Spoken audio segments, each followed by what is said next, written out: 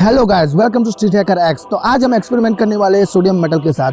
हमने last 3 video sodium metal के साथ ही बनाई है। अभी तक वो वीडियो आपने नहीं देखी है तो उसकी लिंक ऊपर आई बटन में है, जल्दी जाके देख लीजिए। आज की वीडियो में हम सोडियम मेटल और मटके के साथ करने वाले हैं। 2 मटके में हम सोडियम मेटल डालेंगे और भाग जाएंगे। बहुत ही धमाकेदार वीडियो होने वाली है, तो जल्दी फटाफट से वीडियो देख लीजिए और वीडियो पूरी अंत तक देखना। तो चलिए जल्दी से ये वीडियो स्टार्ट करते हैं।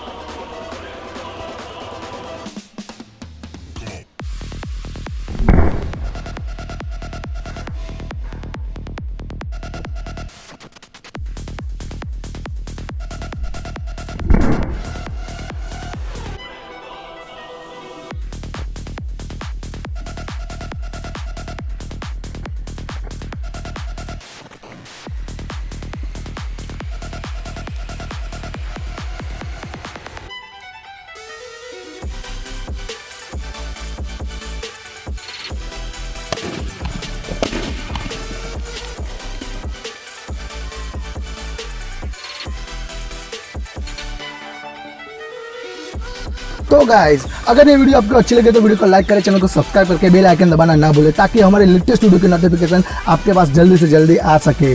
तो चलिए मिलते हैं ऐसे ही मज़ेदार वीडियो में, तब तक के लिए गुड बाय।